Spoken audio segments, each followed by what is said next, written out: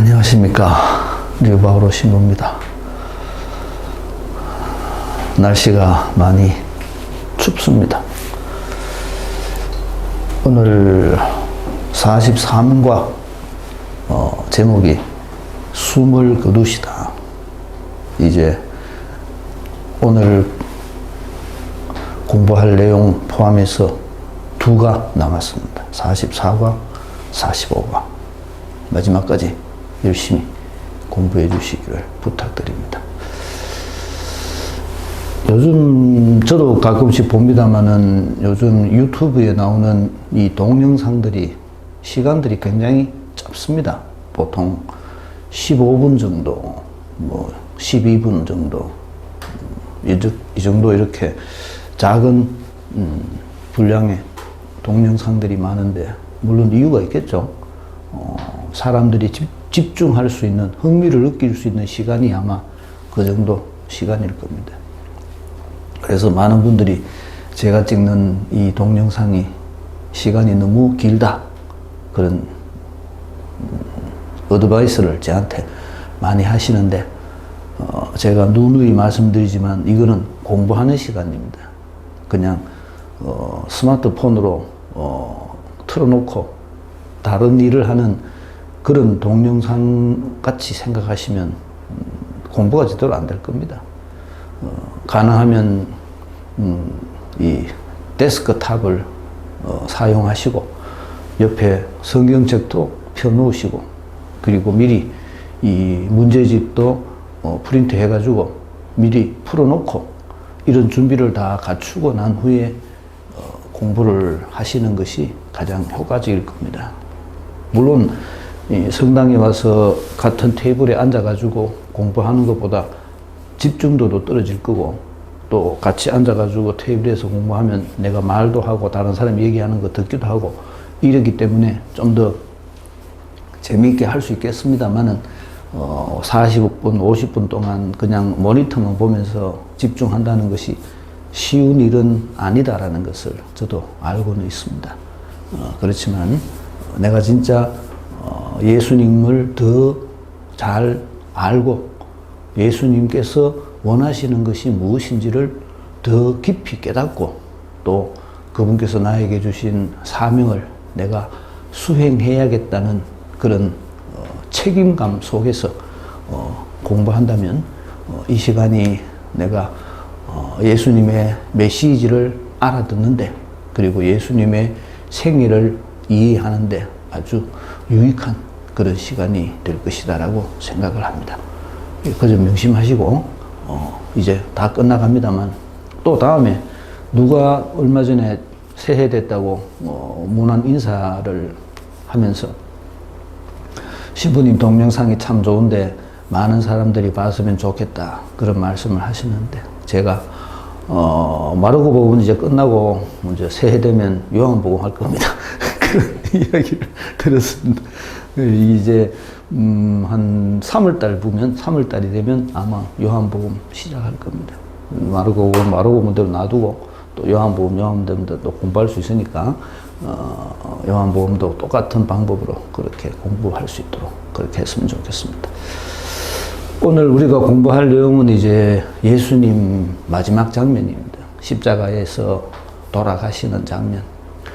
예수님께서 십자가에 달렸다는 것이 가지고 있는 중요한 의미가 몇 가지 있다고 제가 지난 시간에 말씀드렸는데, 다시 간략하게 정의를 하면, 첫 번째가 죄명입니다. 죄명.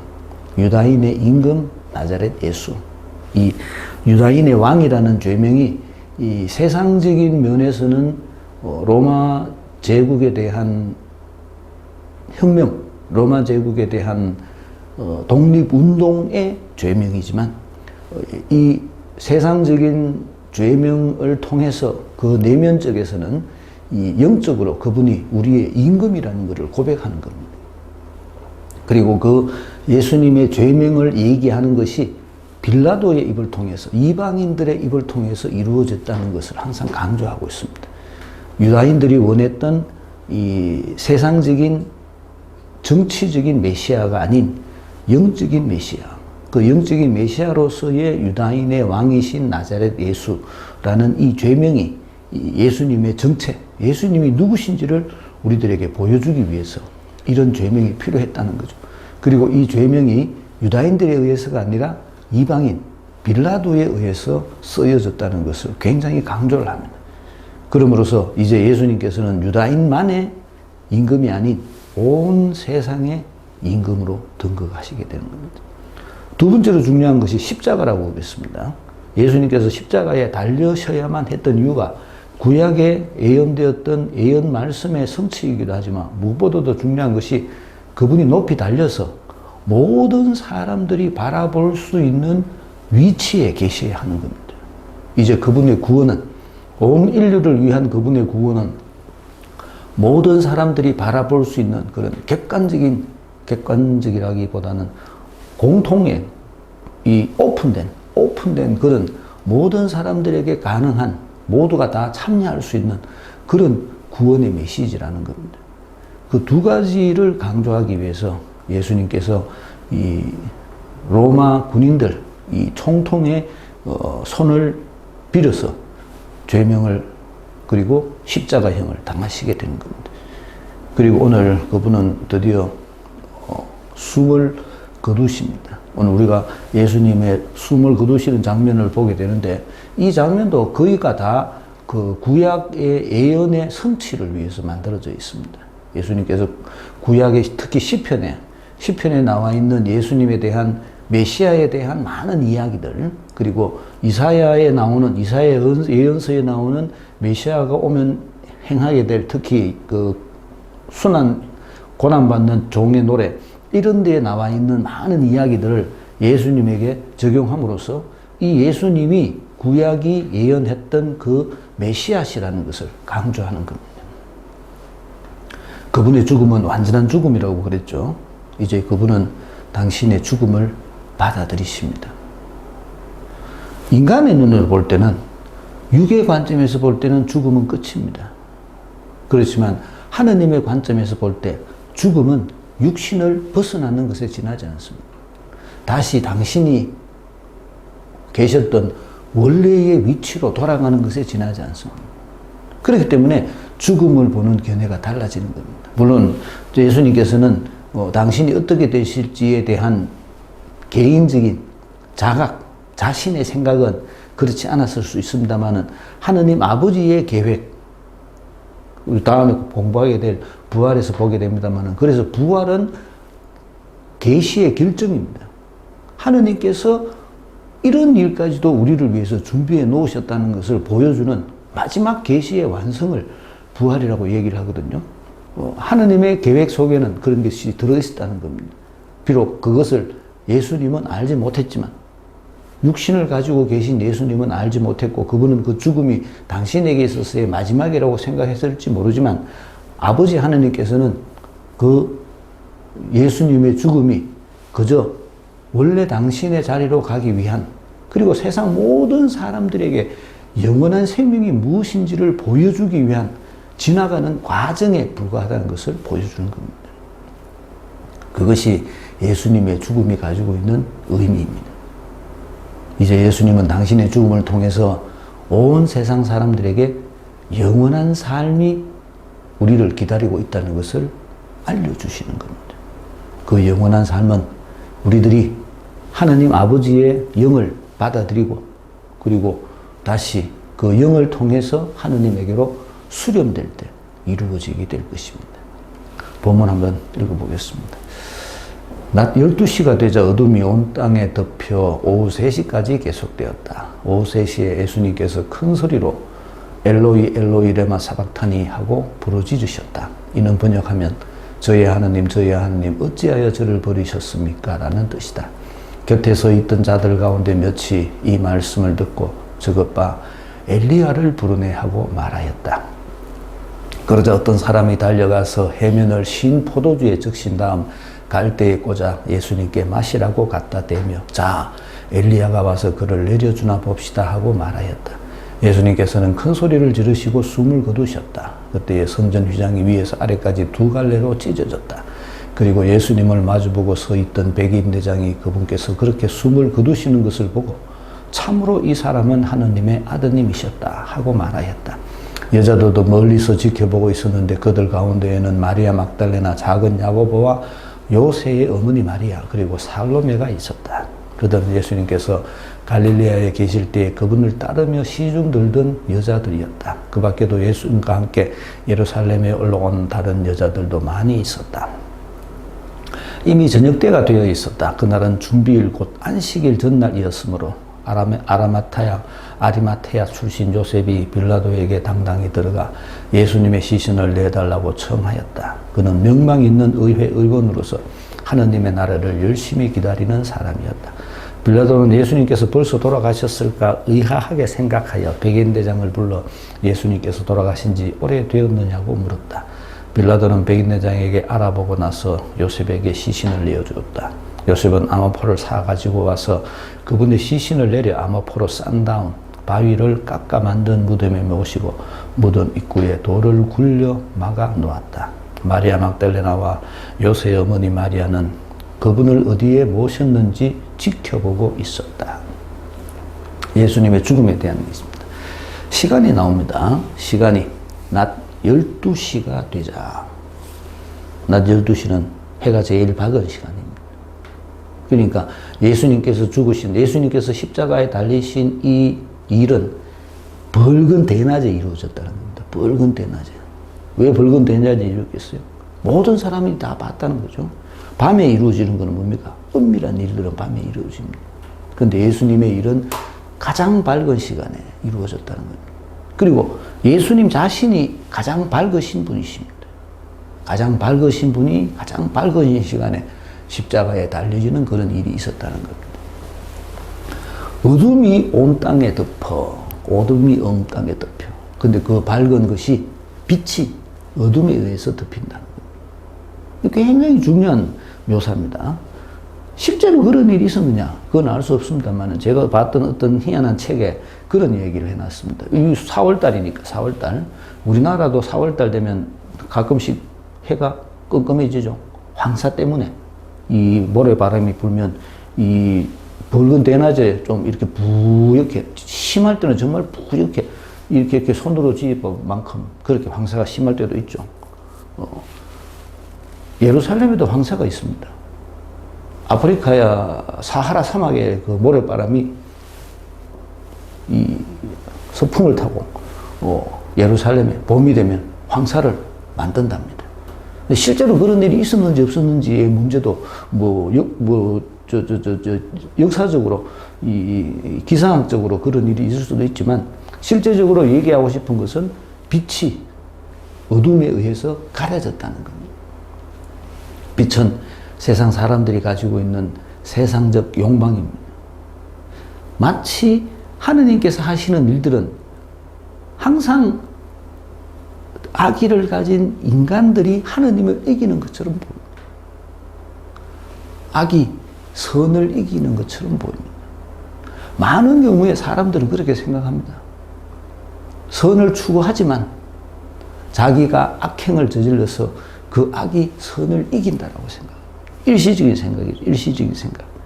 찰나적인 순간 지가 생각하기에 지가 가지고 있는 잔꾀가, 지가 가지고 있는 지 욕심 때문에 지가 부리는 인간적인 어떤 그 기교가 선을 이긴다고 생각을 합니다. 그렇지만 절대 선을 이기지 못합니다. 그거는 찰나입니다. 찰나. 어둠이 덮었다는 거죠. 12시부터 어둠이 덮어가지고 3시까지 계속되었다.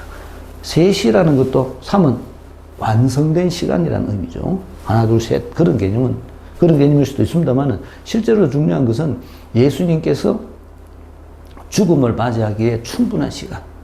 그분은 그렇게 달려 있었다는 겁니다. 보통 십자가형은 과다 출혈에 의한 쇼크사입니다. 그렇기 때문에 금방 안 죽습니다.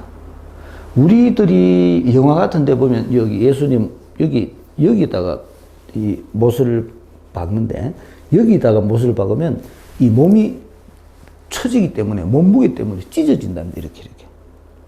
그래서 여기다가 못을 박습니다. 여기다가. 그런데 십자가형을 할 때 못을 박는 경우는 잘 없답니다. 대부분 이렇게 묶어 놓습니다. 왜냐하면 전시를 해야 되기 때문에 그렇습니다. 금방 죽으면 안 되거든요. 그래서 묶어놓으면 보통 3일, 4일씩 열받고, 이 붉은 대낮에 새하늘 이렇게 눈 떠났으니까 얼마나 보기 싫겠어요. 그래서 쇼크로 죽는답니다. 그런데 예수님의 경우에는 못 박았다고 얘기를 합니다. 왜 못 박았겠어요? 못 박으면 뭐 해야 됩니까? 피가 필요한 겁니다. 피. 그래서 보통 십자가형을 할 때 이렇게 밧줄로 묶어가지고 이렇게 며칠씩 매달아 놓는데 예수님은 못을 박음으로써 그분이 피를 흘리도록 했던 겁니다. 요 피를 흘렸다는 것이 더 구체적으로 나오는 것이 요한복음입니다. 요한복음에 보면 병사가 예수님 옆구리를 찔렀다. 그리고 그곳에서 피와 물이 나왔다. 상징적인 얘기입니다. 피와 물, 인성과 진성을 얘기하는 겁니다. 새로운 공동체, 피. 그분의 피가 우리들의 죄를 대속했다. 피를 흘리심으로써 그분은 파스카 어린 양이 되신 것이다. 그렇기 때문에 피가 필요했기 때문에. 그래서 못에 박았다. 그러니까 못이 팍 찔리가 출혈이 많았으니까 빨리 돌아가셨겠죠. 그래서 3시간 만에 돌아가셨다는 거예요. 그래서 그 3일이라는 시간이 1시간, 2시간, 3시간, 완전 3시간을 뜻하는 것이 아니고 이 인간 구원을 위한 충분한 시간. 그런 개념입니다. 어쨌든 그날 돌아가셨습니다. 보통은 그날 안 죽습니다. 보통은 십자가에 매달아 놓으면 3일, 4일, 뭐 심지어는 일주일씩 이래야 되고 어떤 때는 막 이 새가 와가 막 쪼아먹고 정말로 그런 십자가형인데 예수님의 십자가형은 굉장히 짧은 시간에 끝이 났습니다. 왜냐하면 피 때문에 그렇습니다. 피.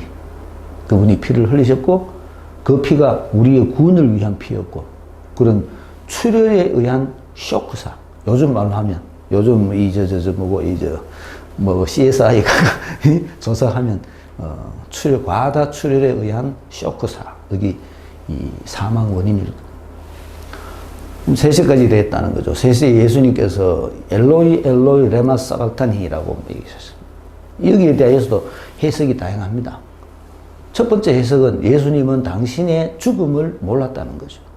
예수님은 십자가에 달려 있으면서도 마지막까지 아버지께서 자기를 구하러 오실 거라고 생각했다는 겁니다. 왜? 부활에 대한 개념이 없었다고 그랬죠. 부활은 이 예수님의 죽음 이후에 나타나는 마지막 계시입니다. 그래서 예수님은 그걸 몰랐었다는 거죠. 그래서 예수님은 목노아 아버지를 부릅니다. 나를 이렇게 죽게 할 겁니까? 이렇게 내가 예수님께서 가지고 계신 그 예수님의 생각에서는 당신은 이렇게 죽어서는 안 된다는 거죠. 내가 십자가에 달려서 피를 흘리는 이 순간에 아버지께서 오실 것이다 라고 생각했다는 겁니다. 그렇기 때문에 예수님께서 당신의 실망을 이 말을 통해서 드러냈다. 그런 뜻이 있고 또 하나는 이 엘로이 레마 사박타니라는 요 시편인데 요 시편이 우리들이 그 성주간 응송으로 요 시편을 노래를 합니다. 근데 이 시편 끝부분에 보면 하느님을 찬양하는 노래가 나옵니다. 어찌하여 저를 버리셨나이까 라고 노래하고 난 후에 마지막 부분에는 그럼에도 불구하고 내가 하느님께 나를 의탁하리라 주께서 나를 구하셨으니 내가 어쩌고저쩌고 이렇게 얘기를 합니다. 그래서 요 엘로이 레바 사박탄이라는 요 얘기가 예수님이 하느님에 대해 가지는 마지막 청원이다 이렇게 얘기를 합니다. 내가 의지할 분은 그래도 하느님밖에 없으시다. 요 얘기를 하기 위해서 이렇게 얘기했다. 이렇게 얘기를 합니다. 그런데 문제는 사람들이 말을 듣고 엘리야를 부른다라고 얘기를 했습니다. 왜 엘리야일까요? 이분은 그리스도이신데 유다인들은 아직도 그리스도가 아닌 겁니다. 유다인들은 지금도 그리스도를 기다립니다. 메시아를 기다립니다. 아직도 메시아가 안 왔다고 생각하죠. 그러니까 유익 있는 분들은 다 유다인들이니까 유다인들이 보기에 십자가에 달린 이 사람은 우리들의 메시아가 아닌 겁니다. 그래서 메시아가 오기 전에 올 마지막 예언자, 그분이 엘리야니까 엘리야를 부른다고 생각했던 거예요. 그가 오면 진짜 메시아가 올 거고, 진짜 메시아가 정치적인 메시아입니다. 정치적인 메시아가 오면 정치법이니까 정치법인 이 예수를, 나자렛 예수를 해방시켜 줄 것이다. 유다인들은 그렇게 생각했다는 겁니다. 그래서 엘리야를 부른다라고 얘기를 했던 겁니다. 보는 견해가 전혀 다릅니다. 유다인들이 가지고 있는 견해와 예수님 자신의 견해. 저지난주 제가 한번 그 설명을 드렸죠. 십자가상에서의 죽음이 가지고 있는 의미, 파스카 할 때 했던가 말씀드렸습니다. 요즘 현대신학에서의, 십자가상에서의 죽음의 의미는 삼위일체 하느님의 작용이다. 삼위일체 하느님. 세 분이신 하느님 모두가, 이 십자가에 달림으로써, 아들 예수님은 십자가에서 죽음을 당하셨고, 하늘에 계신 아버지께서는 아들의 죽음을 받아 수용하면서, 인간을 위한 아들의 죽음을 받아들이면서 그 용서라는 선물을 인간들에게 주셨고, 성령께서는 이 세상에 아버지의 용서를 통해 우리 모두를 영의 자녀로 만들어 주셨다. 이런 작용이 십자가상에서 이루어졌다. 그 세 분이신 하느님께서 같이 함께 작용하신 것이다. 제가 그렇게 설명을 드리고 싶은데 한번 찾아보시죠. 아니면 그냥 간단하게 그렇게. 요즘 현대신학에서는 그렇게 얘기를 합니다. 피를 흘리셨다, 속량, 이런 개념이 아니라, 그건 2000년 전의 개념이고, 요즘 현대신학에서는 용서, 사랑, 그리고 그 용서와 사랑을 위한, 희생, 요런 면들을 많이 강조하면서 십자가상에서의 예수님의 죽음을 우리들에게 설명을 해줍니다.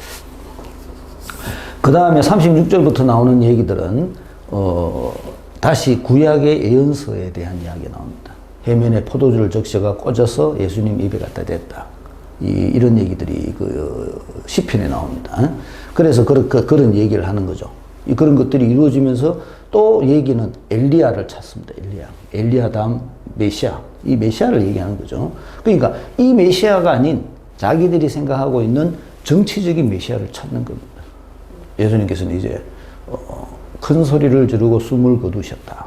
예수님께서 돌아가셨습니다. 숨을 떠난 거죠. 육신을 떠난 겁니다. 육신을.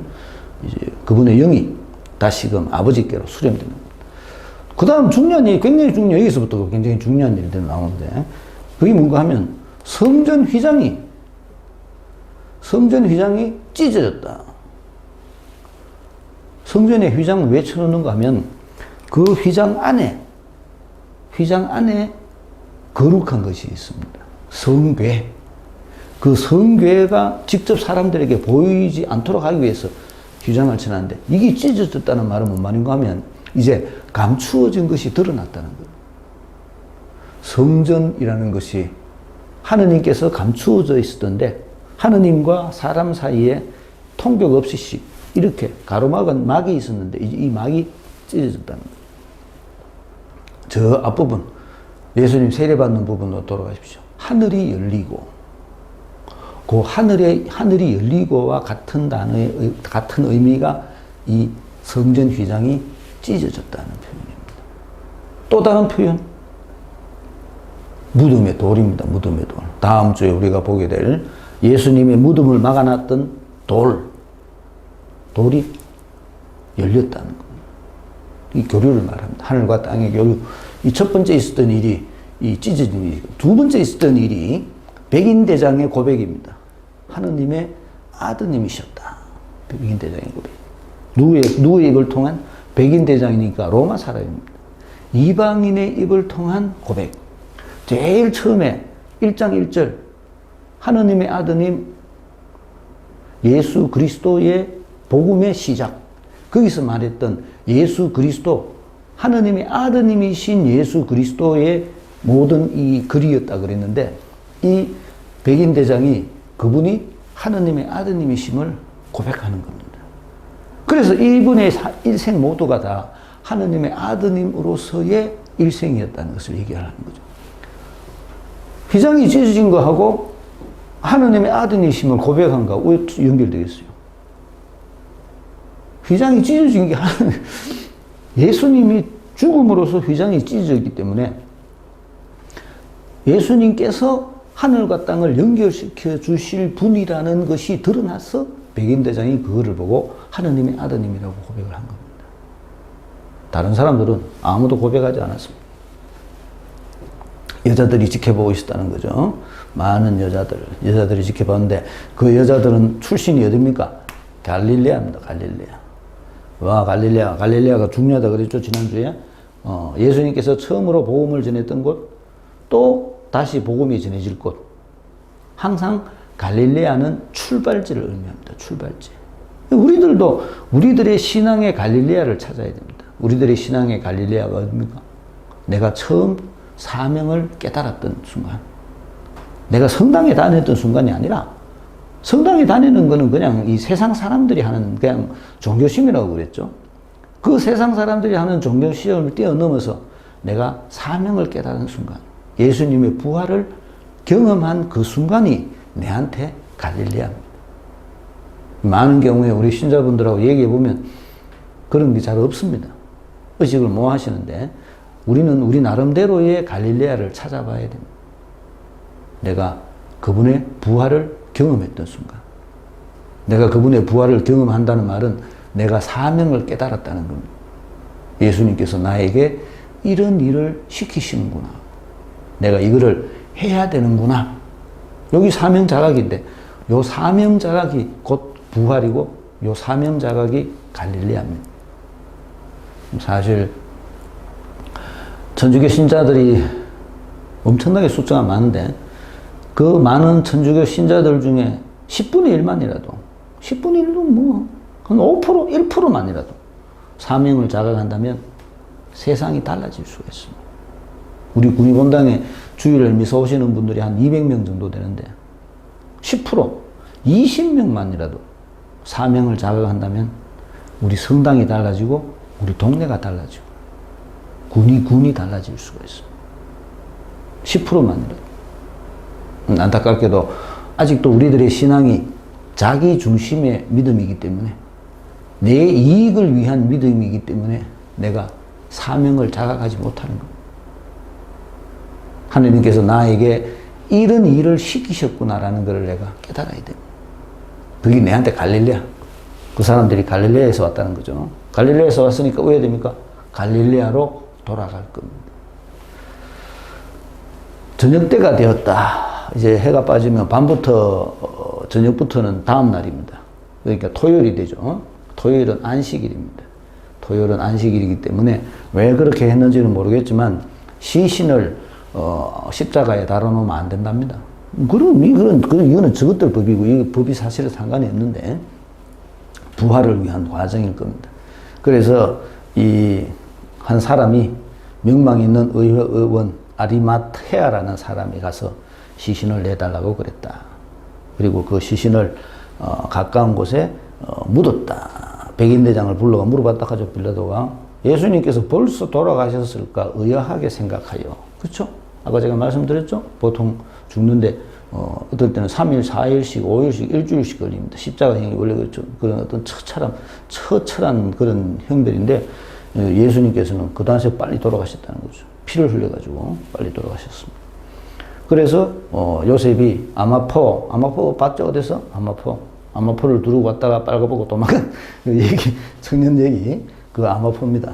그래서 싸서 무덤에 모시고 돌을 굴려 막아놓았다. 돌 중요합니다. 돌을 굴려 막아놓았다. 그리고 마리아 막달레나와 요셉의 어머니 마리아는 그분을 어디에 모셨는지 지켜보고 있었다.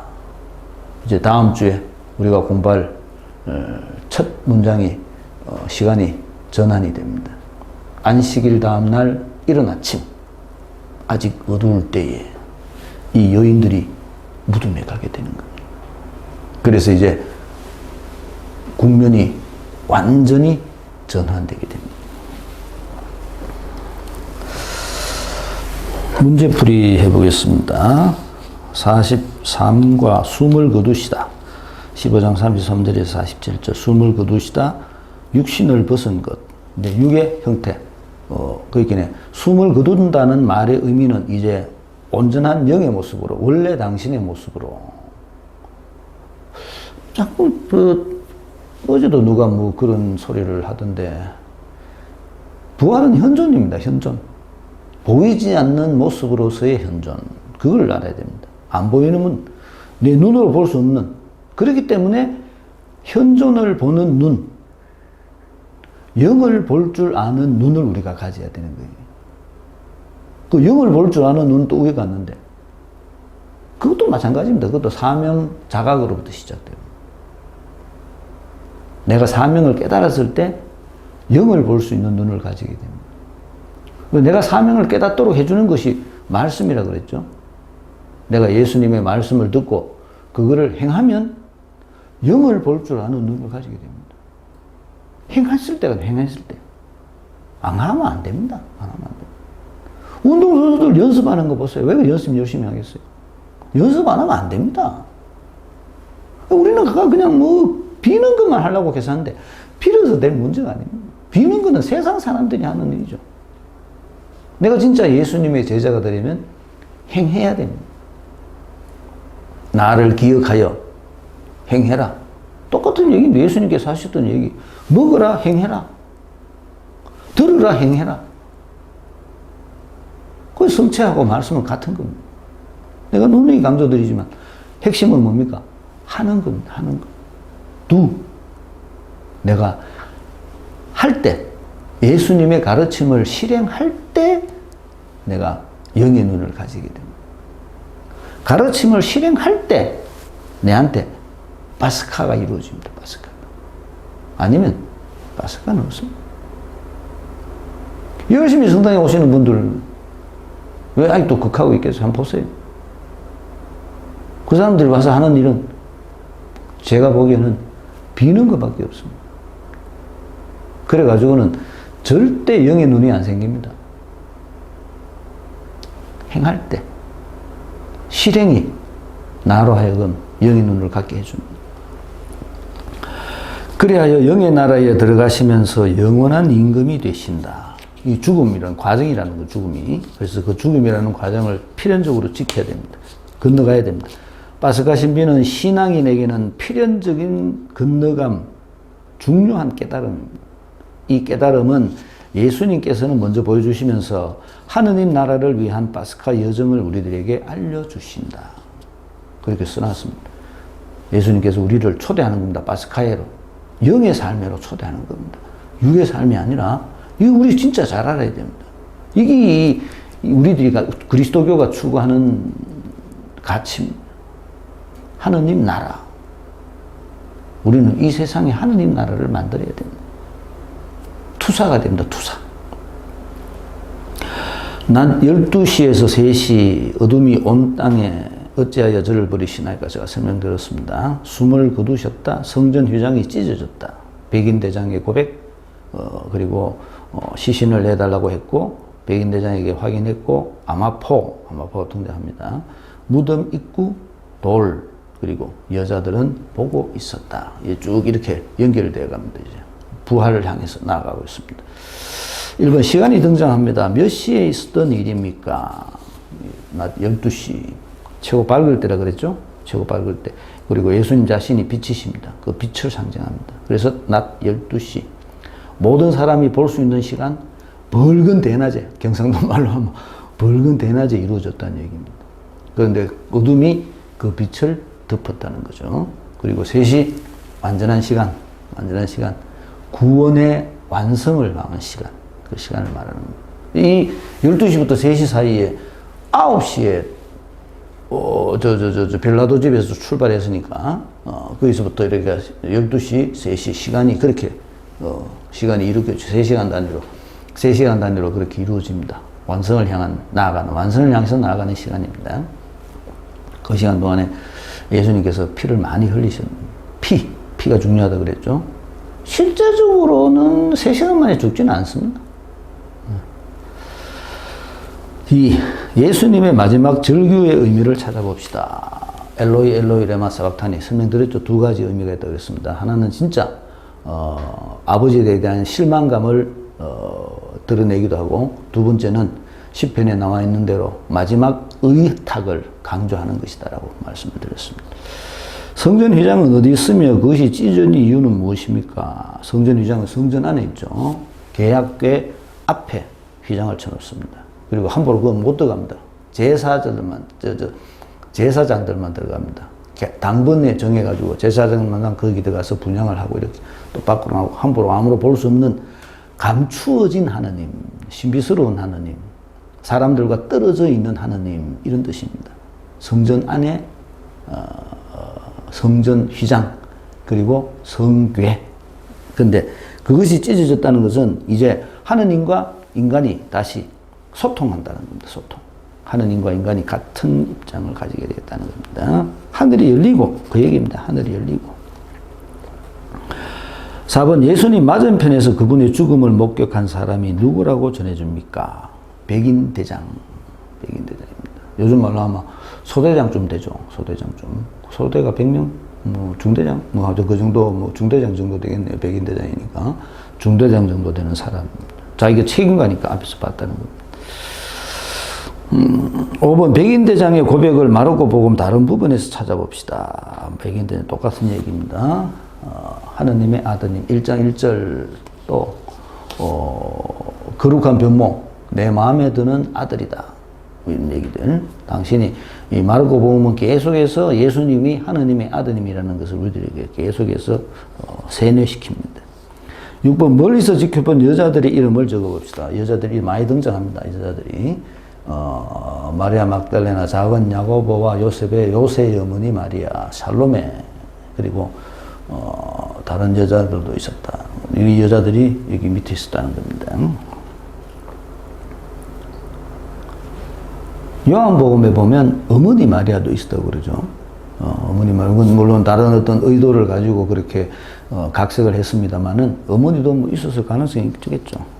7번, 예수님의 시신은 저녁에 내려집니다. 이유가 무엇이라고 합니까? 안식일 날은 시신이 달리면 안 된답니다. 해 빠지고부터 다음 날입니다. 우리하고 시간 계산하는 법이 다릅니다. 제가 언젠가 한번 우리 미사 할 때 그 말씀을 드렸는데, 옛날에는 그 토요일 미사를 그 전야 미사라고 얘기했습니다. 그런데 얼마 전에 전례개혁, 요번에 새 책이 나오고 한 4년, 5년 전부터 우리나라의 그 새 미사 경본이 나오면서부터 토요일 날 특정 미사가 이름이 밤미사로 바뀌었다 그랬죠. 주일 밤미사. 밤입니다. 밤부터 시작입니다. 주일입니다. 그리고 주일 당일 날 저녁미사는 주일 저녁미사. 이렇게 바뀝니다. 우리가 성탄날 지내는 12월 24일 날 지내는 옛날에 성탄 성야미사 하던 것도 엄밀히 말하면 성탄 밤미사입니다. 성탄 밤미사. 그리고 그 다음날 지내는 미사는 성탄 낮미사. 이렇게 되겠죠. 성탄날은 저녁미사가 없습니다. 성탄 낮미사가 저녁에 하는, 그렇게 하는. 혹시 필요하면, 사목적으로 필요하면 낮미사를 저녁에 하는 것이지 성탄에는 저녁미사가 없습니다. 8번, 예수님의 시신을 요구한 사람은 누구이며 어떤 신분의 사람입니까?